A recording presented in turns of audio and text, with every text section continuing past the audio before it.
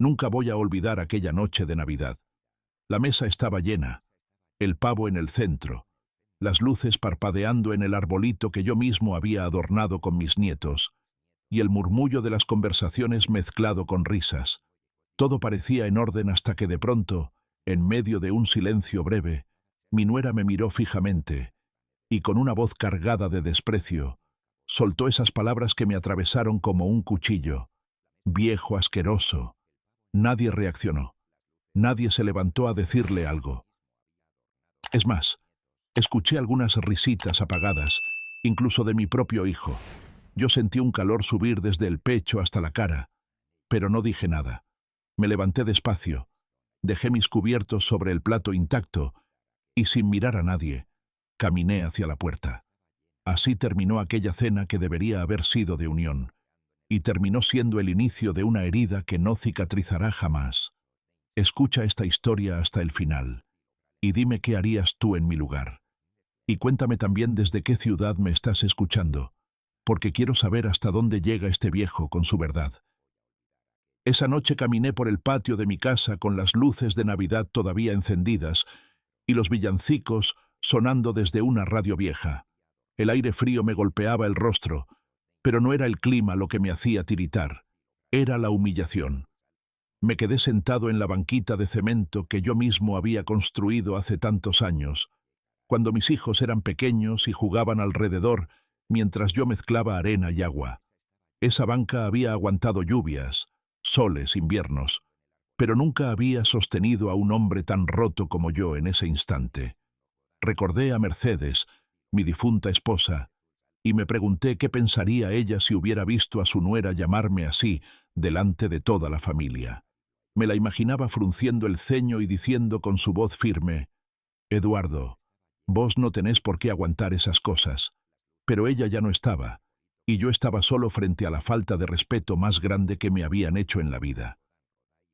No siempre fue así. Cuando yo llegué a este pueblo, todavía era joven, recién casado con Mercedes. Traíamos poco en los bolsillos, apenas un par de maletas y muchas ganas de trabajar. Alquilamos un ranchito con techo de chapa que goteaba cuando llovía. Y allí empezamos a soñar con una vida mejor.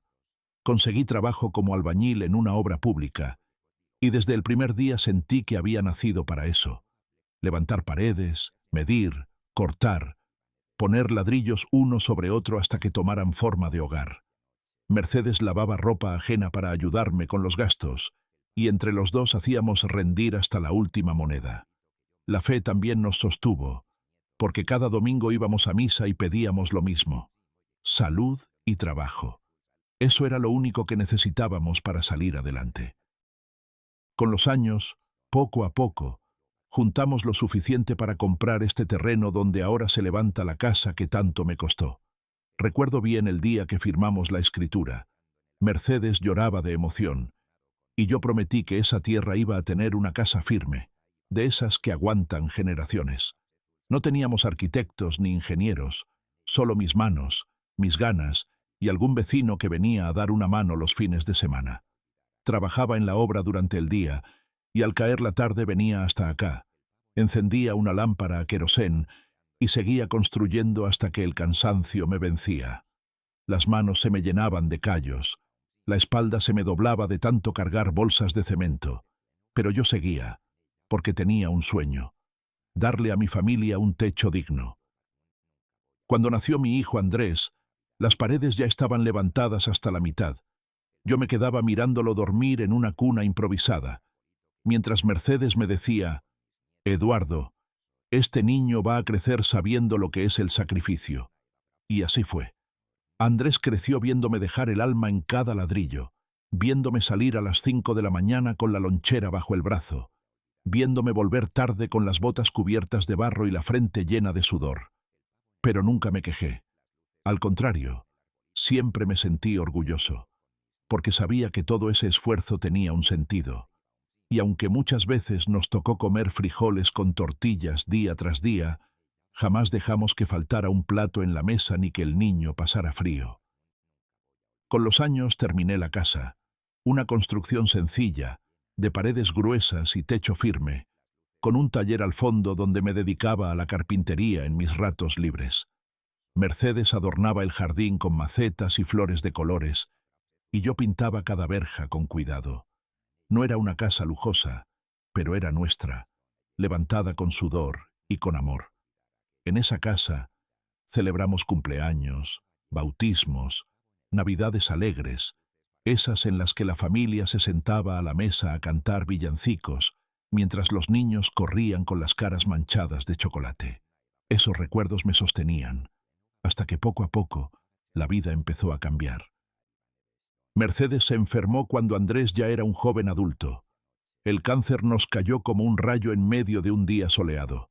Fueron meses de dolor, de médicos, de remedios caros.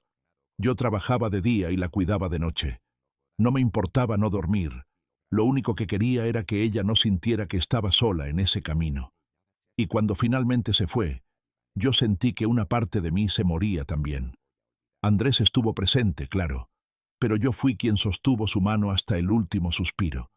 Yo fui quien la despidió en la sala de esta casa que ahora, tantos años después, me quieren arrebatar. Esa soledad me cambió para siempre. Con el tiempo, Andrés se casó con Patricia. Yo traté de recibirla como se debe, como Mercedes hubiera querido, con respeto y cariño. Al principio parecía una muchacha correcta, un poco altiva quizás, pero pensé que el tiempo nos acercaría. Tuvieron 2 hijos, mis nietos, y la casa volvió a llenarse de vida cuando venían de visita. Yo les hacía juguetes de madera, les cocinaba mole o milanesas como me enseñó Mercedes, y ellos reían felices. Pero con el correr de los años, las visitas se fueron haciendo menos frecuentes. Primero venían todos los domingos, después una vez al mes, hasta que casi no aparecían. Y yo me quedaba en esta casa enorme y silenciosa, con las fotos de Mercedes en las paredes y el eco de las risas de antaño. La distancia se convirtió en costumbre, y cada vez que los veía, notaba la mirada de Patricia, esa mirada que me hacía sentir que estaba de sobra en mi propia casa. Nunca me lo decía de frente, pero cada gesto, cada comentario sutil, me empujaba un poco más hacia la orilla, como si yo fuera un mueble viejo que estorbaba en el camino. Y Andrés, en lugar de defenderme, parecía adaptarse a esa idea. «Papá, vos ya trabajaste bastante, ahora tenés que descansar», me decía, pero no con ternura, sino con un tono que escondía impaciencia. Yo no respondía, porque prefería callar a crear un conflicto. Pero el silencio fue acumulándose, hasta que llegó esa noche de Navidad donde todo explotó. Esa humillación, esas palabras de viejo asqueroso en la boca de mi nuera, ese silencio cómplice de mi hijo y esas risas apagadas de quienes yo más amaba, fueron la gota que derramó el vaso. Esa noche entendí que mi lugar en la mesa de mi propia familia se había terminado. No protesté, no grité, no hice un escándalo. Solo me levanté, como quien decide por fin soltar una carga que llevaba demasiado tiempo sobre los hombros. Lo que nadie sabía es que mi silencio escondía una fuerza que todavía no habían descubierto. Y lo que pasó después de esa noche fue algo que ellos jamás se hubieran imaginado. Esa madrugada no pegué un ojo. Me quedé sentado en el sillón grande del comedor, mirando las luces del arbolito que parpadeaban todavía, como si no se hubieran enterado de que en esa casa ya no había espíritu de fiesta. Tenía frente a mí la mesa servida, con los platos aún manchados y las copas medio llenas, y en el aire todavía flotaba el olor a pavo recién horneado mezclado con vino barato. Pero nada de eso tenía sentido. Lo único que escuchaba en mi cabeza era esa voz repitiendo «viejo asqueroso». No era solo la palabra, era la risa después, la complicidad de los demás, el silencio de Andrés. Fue como si de un plumazo hubieran borrado todos los años que yo había dado por esa familia. Me levanté, apagué el árbol y caminé hasta mi escritorio. Allí, donde guardaba los papeles importantes, me quedé un largo rato mirando la caja fuerte. Afuera seguían escuchándose cohetes y fuegos artificiales por la Navidad, pero yo sentía que mi mundo se había hecho pedazos. Abrí la caja y saqué una carpeta que llevaba años sin tocar.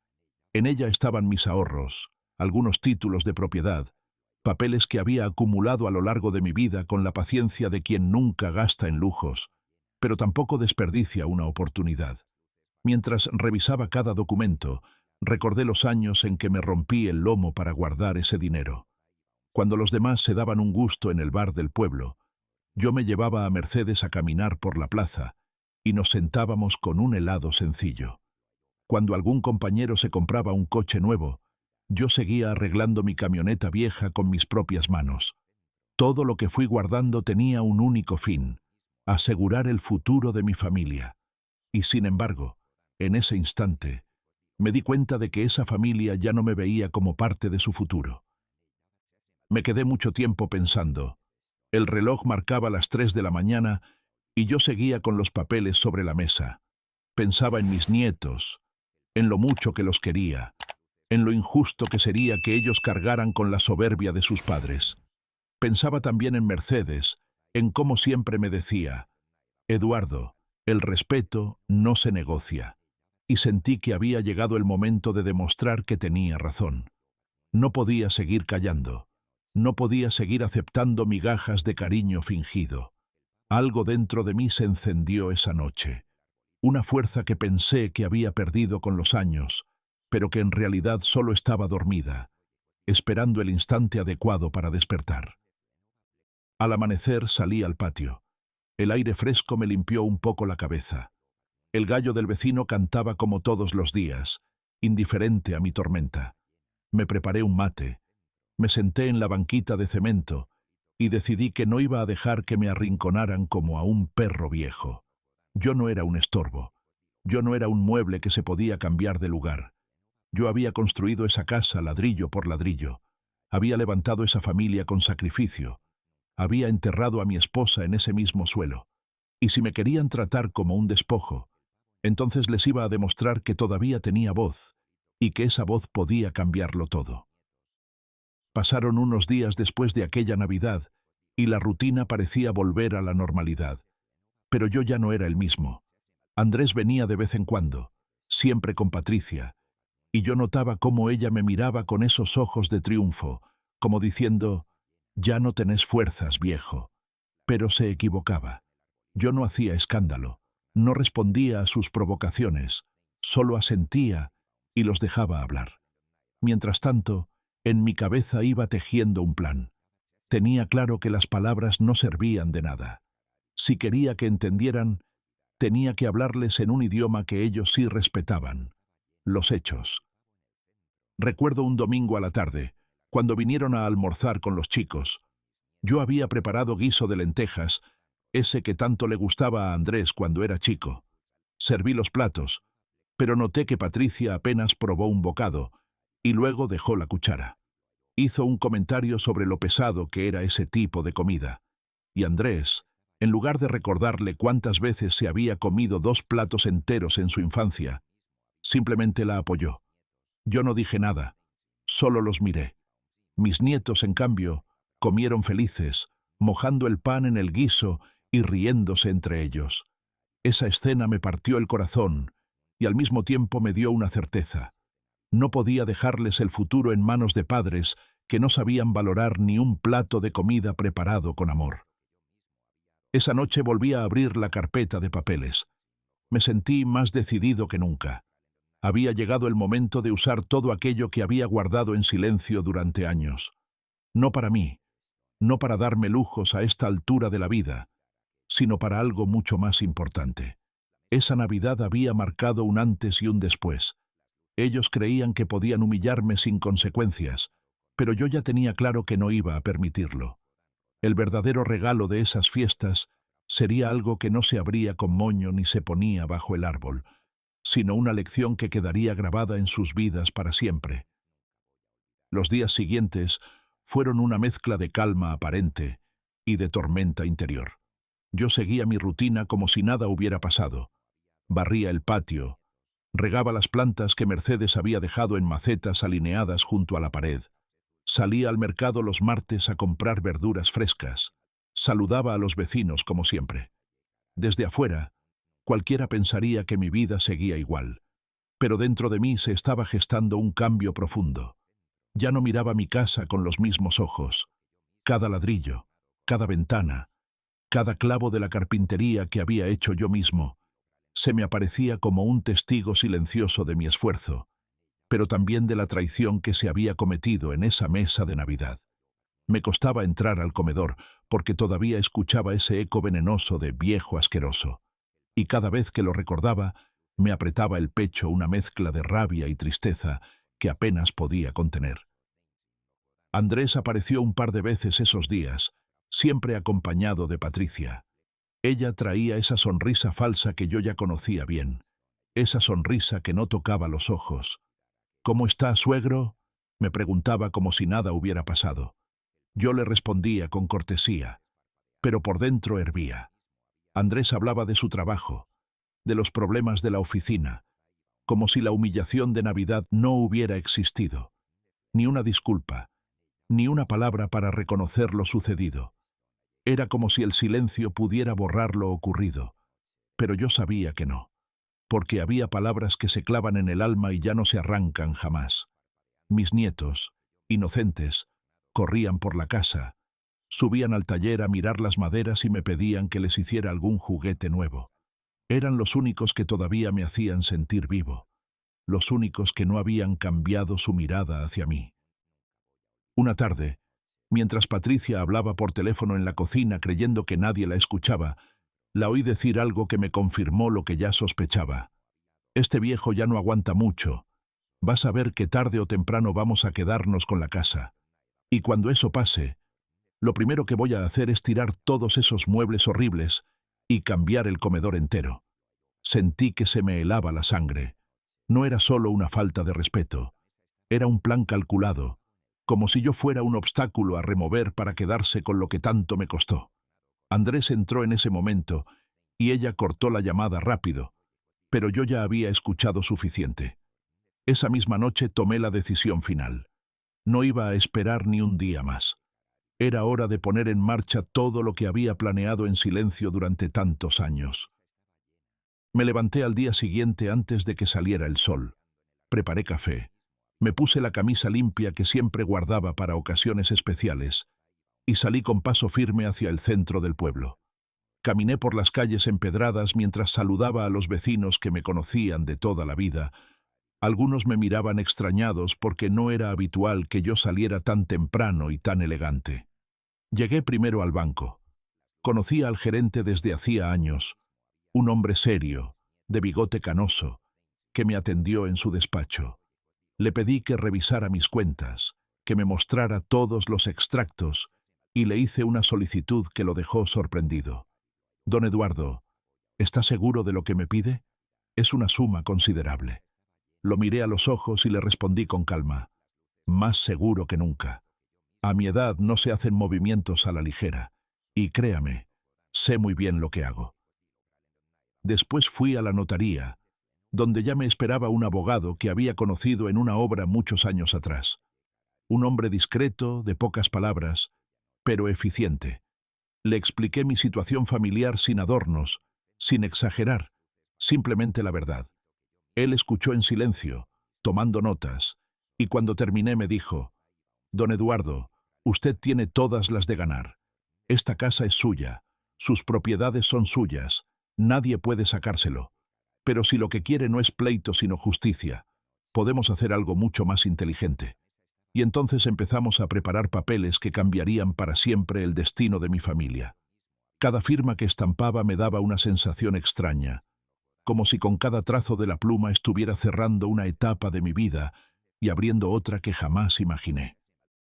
Al salir del despacho, ya cerca del mediodía, pasé por la iglesia del pueblo. Entré en silencio.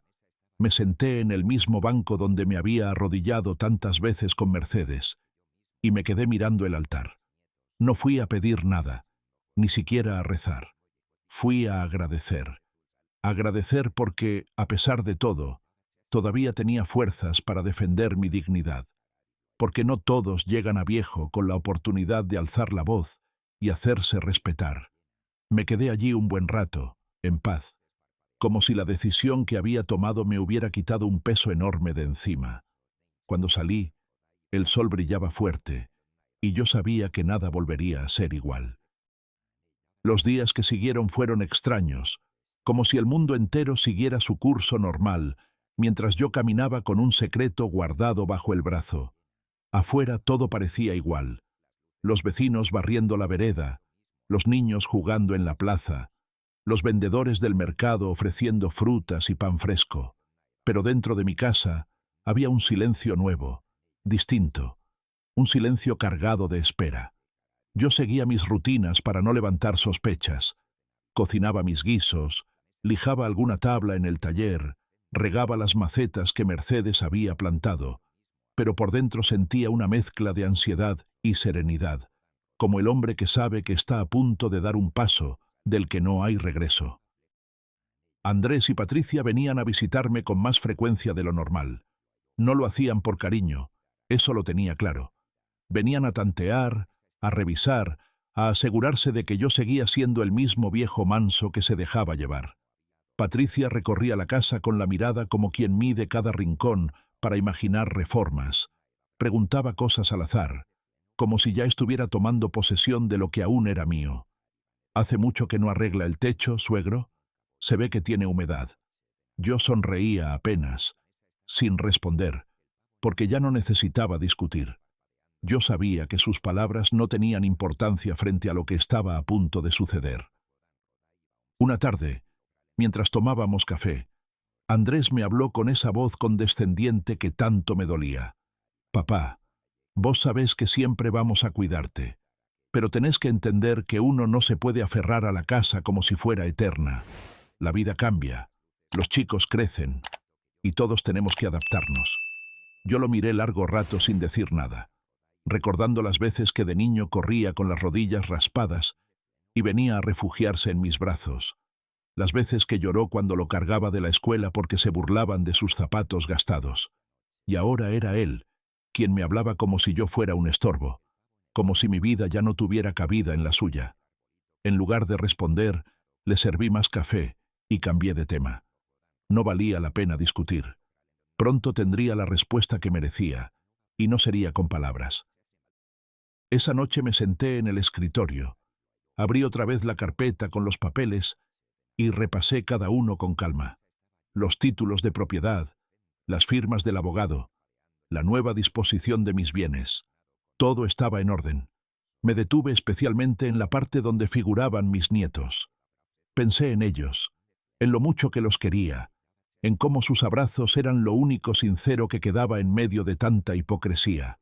No tenían culpa de los errores de sus padres, y yo quería dejarles una enseñanza que no se compraba con dinero, que los abuelos no son estorbos, que la sangre no se desecha como un mueble viejo. La mañana siguiente, temprano, recibí una llamada del abogado. «Don Eduardo, todo está listo. Solo falta que me dé la confirmación y en unos días se procederá a registrar todo formalmente». Sentí un nudo en la garganta, no de miedo, sino de determinación. Le respondí con firmeza: «Hágalo, doctor. Ya no hay vuelta atrás». Colgué y me quedé mirando por la ventana cómo unos pájaros revoloteaban en el árbol del patio. Pensé que la vida es así. A veces uno se acostumbra a vivir entre ramas secas hasta que decide sacudirse y volar. Cuando Andrés vino a verme esa tarde, lo encontré distinto, demasiado amable, demasiado servicial. Me trajo una bolsa con frutas, me preguntó si necesitaba remedios, hasta me ofreció llevarme a misa el domingo. Yo lo escuchaba con una media sonrisa. Tal vez era casualidad, o tal vez presentía que algo se movía bajo la superficie. Patricia, en cambio, seguía con su tono arrogante. «Suegro, no debería estar solo tanto tiempo. Ya a su edad es peligroso. ¿Y si se cae? ¿Y si le pasa algo?». La miré a los ojos y le respondí tranquilo: «A mi edad lo más peligroso no es caerse, hija. Lo más peligroso es no tener dignidad». Se quedó callada, incómoda, y cambió de tema.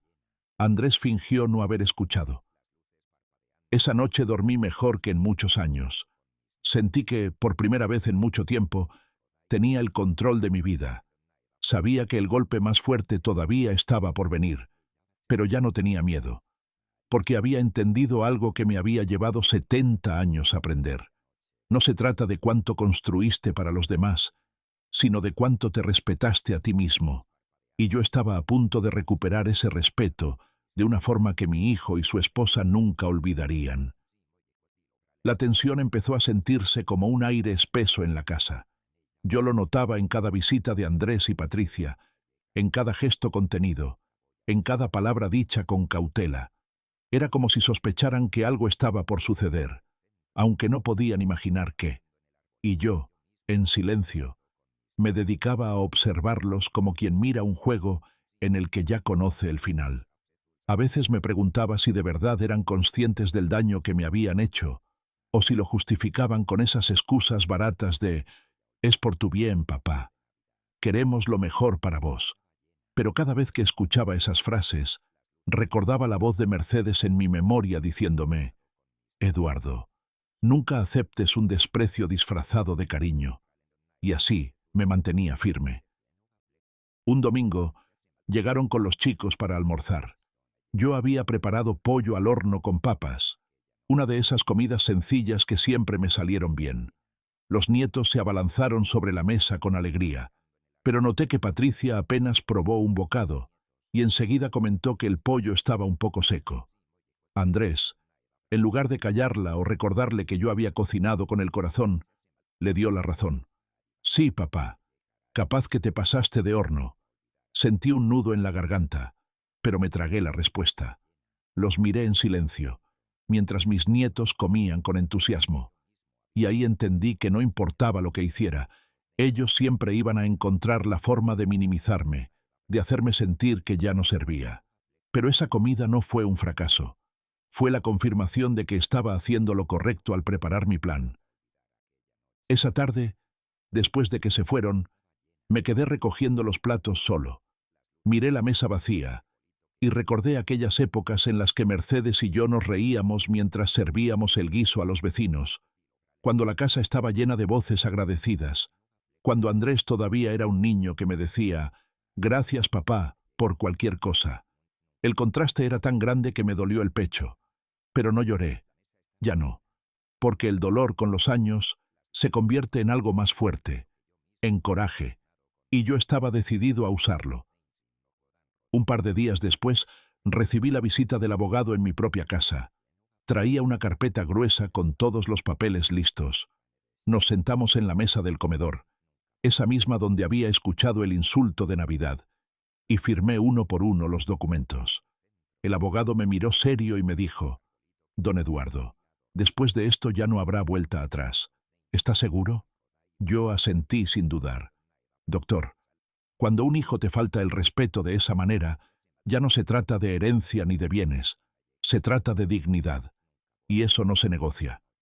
Él me estrechó la mano y se fue, dejándome con la sensación de que había cerrado una puerta muy pesada, pero también de que estaba abriendo otra que me llevaría a la paz.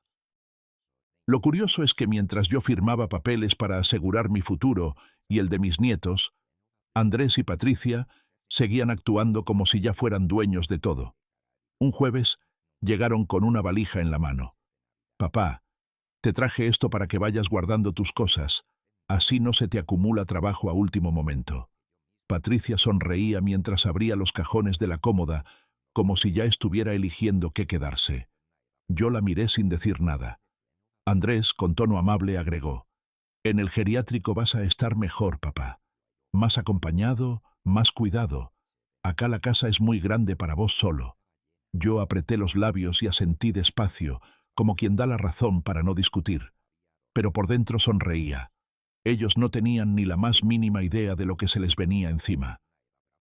Esa noche, antes de acostarme, me levanté de la cama y volví a recorrer cada rincón de mi casa. Pasé la mano por las paredes, acaricié el marco de las puertas que yo mismo había lijado, miré las fotos amarillentas en el salón, las flores secas que Mercedes había dejado en un jarrón. Era como despedirme, pero también como afirmar que nada ni nadie podía quitarme lo que yo había construido. Cerré los ojos y murmuré: «Tranquila, mujer, yo voy a hacer justicia».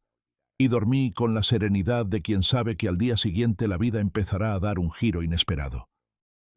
El día señalado llegó sin que nadie en la casa sospechara lo que estaba por pasar. Era un sábado por la mañana, de esos en que el sol entra tibio por las ventanas y los gallos todavía se escuchan en la distancia. Yo me levanté más temprano que de costumbre, preparé un café fuerte y me senté en la cocina a esperar. Tenía la valija pequeña al lado, no porque pensara ir al lugar que ellos tenían en mente, sino porque quería que todo pareciera normal, hasta el último segundo. Afuera, el barrio seguía con su rutina de fin de semana.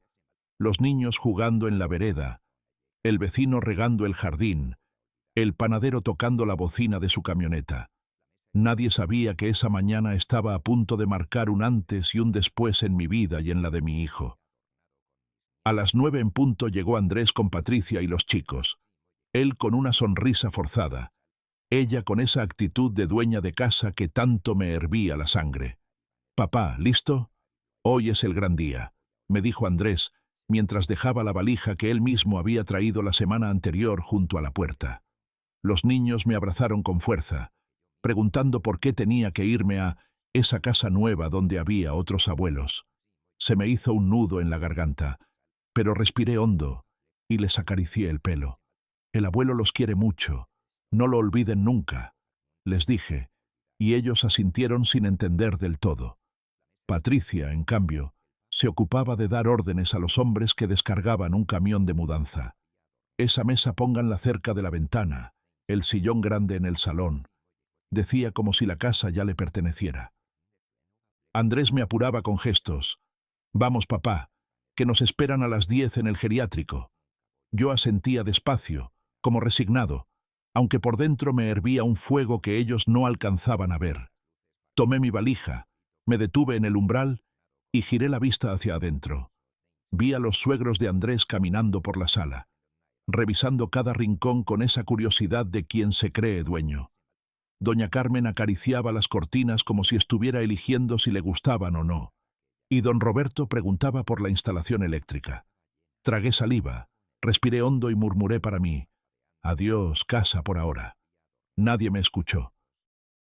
El viaje hasta el geriátrico fue un silencio incómodo disfrazado de charla. Andrés hablaba como un vendedor de feria, contándome lo bien que iba a estar, lo cómoda que era la habitación, lo simpáticos que eran los otros ancianos. Patricia asentía y sonreía, como si hubiera hecho una gran obra de caridad. Yo miraba por la ventana, viendo pasar las calles que conocía de memoria, y pensaba en la ironía. Me estaban llevando como si fuera un bulto, convencidos de que estaban tomando la decisión correcta. Pero en realidad, el único que tenía el control era yo. Llegamos al geriátrico a las 10:30. El lugar no era como en los folletos que Andrés me había mostrado. Las paredes grises, el olor a desinfectante mezclado con sopa recalentada, ancianos mirando por las ventanas con ojos apagados. Una enfermera nos recibió con una carpeta y una sonrisa automática. «Usted debe ser el señor Ramírez. Bienvenido». Su hijo ya nos explicó su situación. Mi situación. Así lo llamaban. Como si yo fuera un problema a resolver, un paquete que se deposita, y listo. Andrés firmaba papeles. Patricia revisaba los horarios de visita.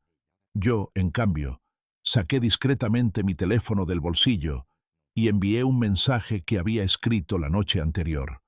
Un mensaje corto, pero contundente, dirigido a mis vecinos, a mis compadres, a la gente que me conocía desde hacía décadas. Hoy mi hijo me deja en un geriátrico para quedarse con mi casa, pero él no sabe lo que está por descubrir. Guardé el teléfono y esperé. A las 11 en punto sonó mi celular. Era el abogado.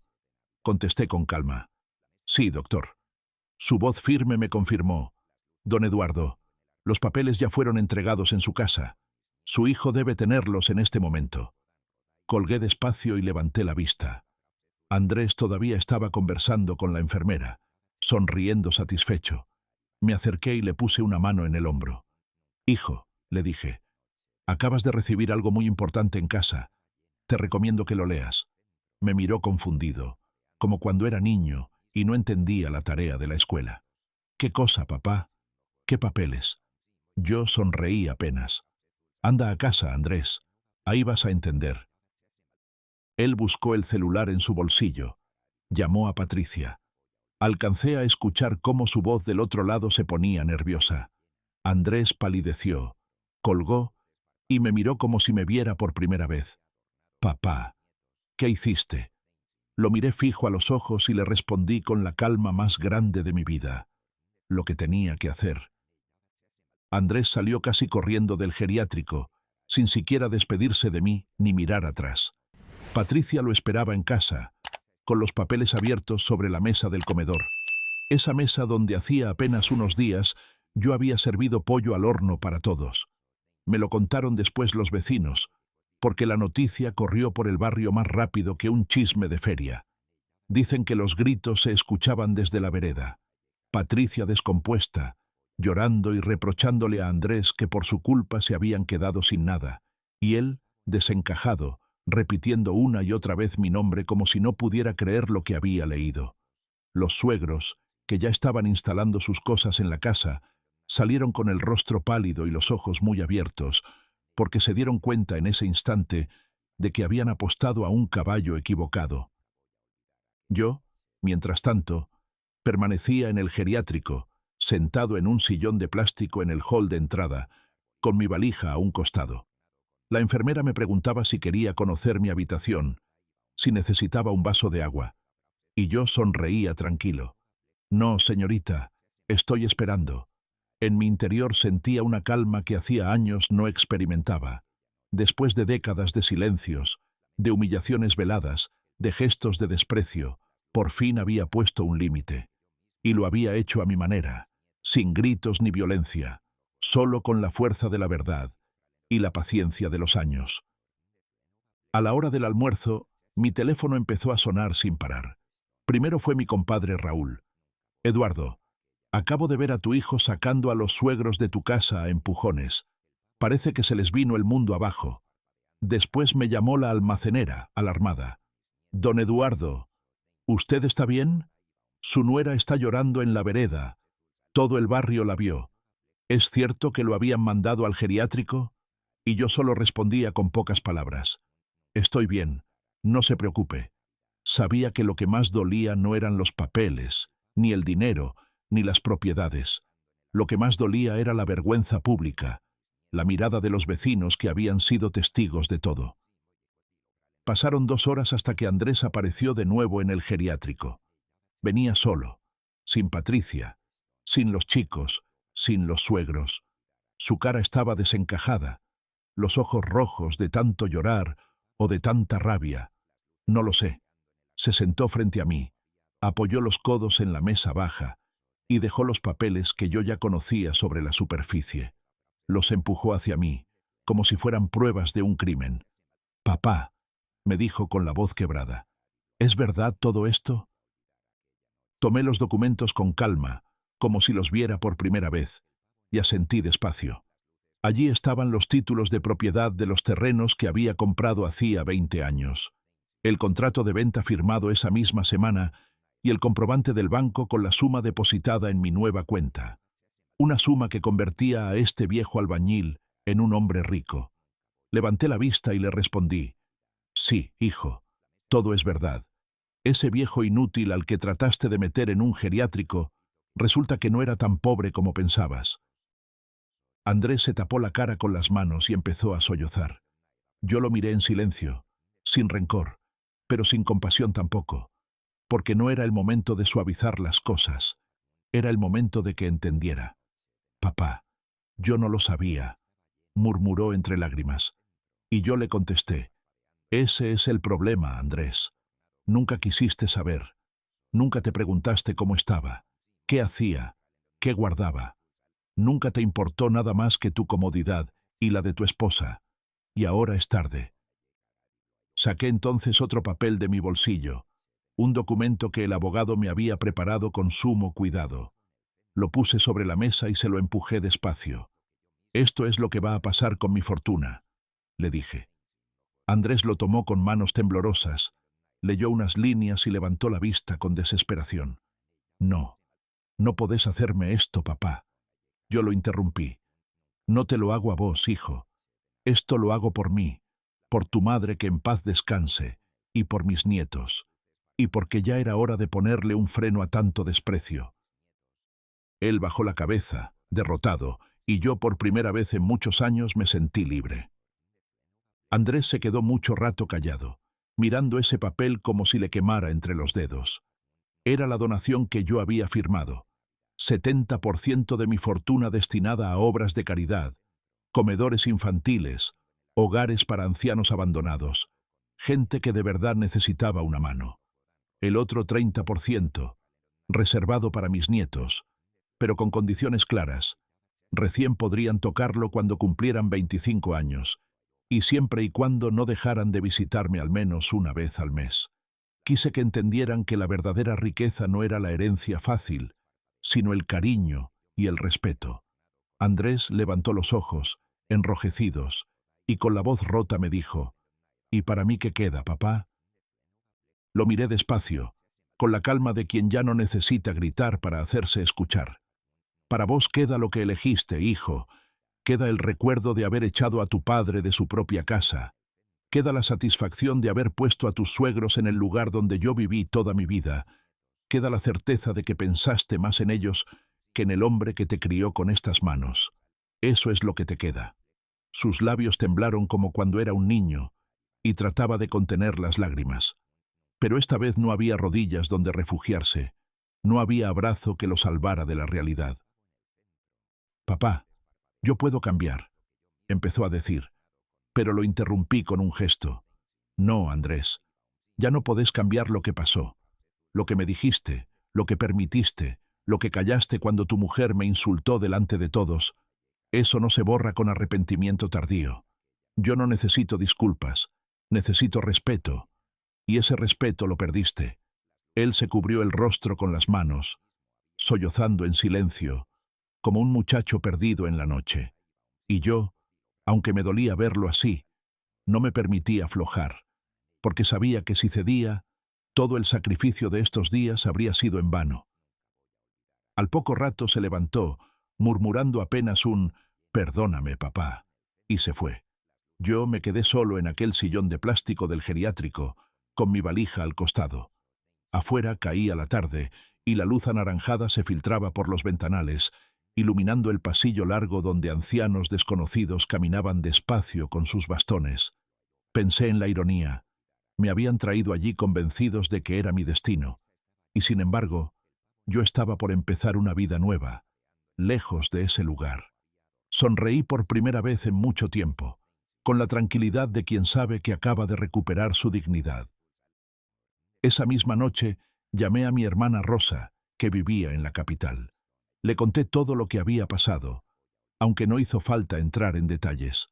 Ella me escuchó en silencio, y cuando terminé, solo me dijo, «Hermano, esta casa es tuya. Venite cuando quieras.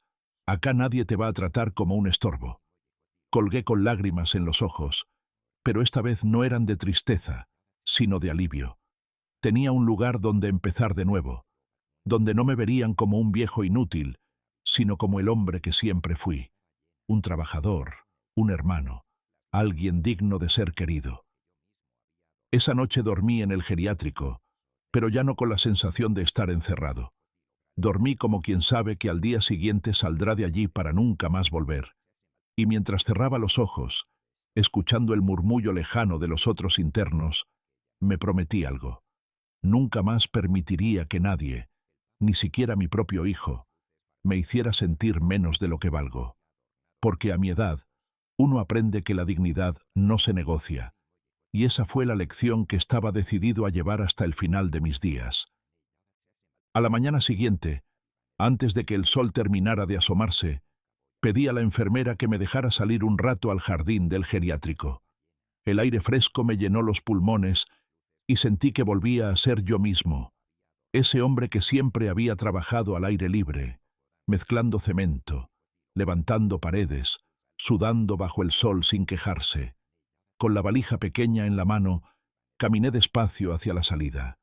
Un taxi me esperaba en la puerta, enviado por mi hermana Rosa, que no dudó en tenderme la mano apenas supo la verdad. Me despedí con una sonrisa de la enfermera que me miraba confundida, y le dije: «Señorita, cuídese, yo ya no voy a necesitar este lugar». El viaje a la capital fue largo, pero en cada kilómetro que dejaba atrás sentía que me sacaba un peso de encima. Miraba por la ventana los campos, las casitas dispersas, los niños caminando hacia la escuela, y pensaba en cuánto había cambiado mi vida en tan poco tiempo. Atrás quedaba la humillación, atrás quedaban los silencios de Andrés y las miradas venenosas de Patricia.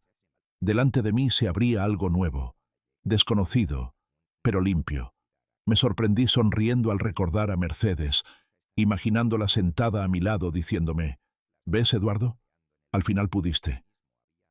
Rosa me recibió en su casa con los brazos abiertos.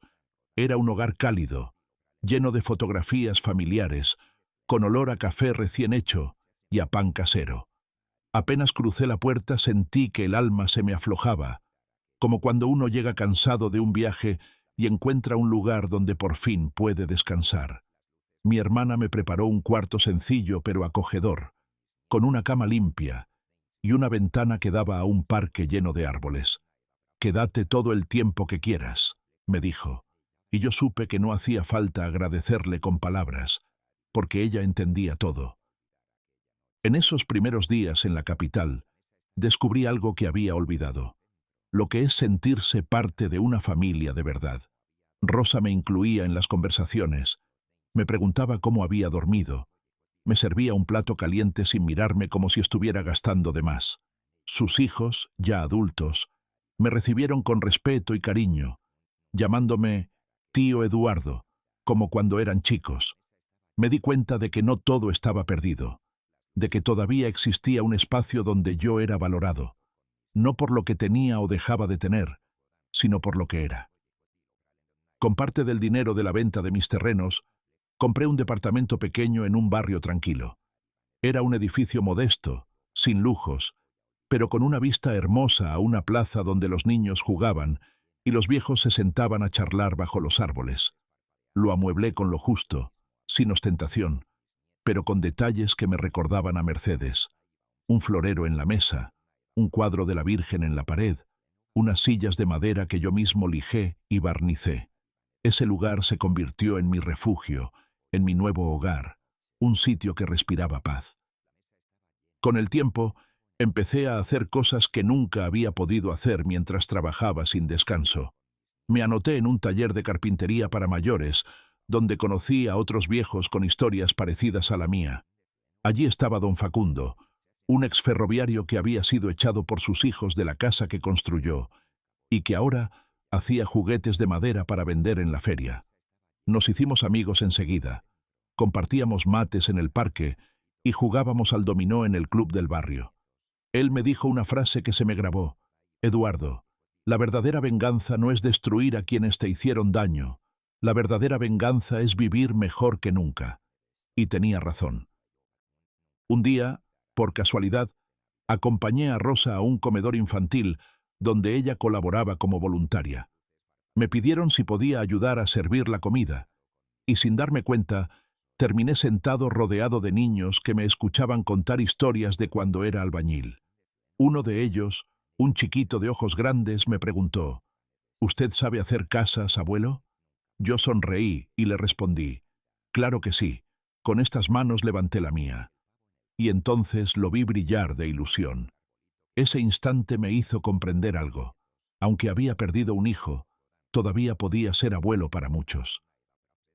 Volví al comedor semana tras semana, y cada vez que entraba los niños corrían a abrazarme gritando: «¡Abuelo Eduardo!».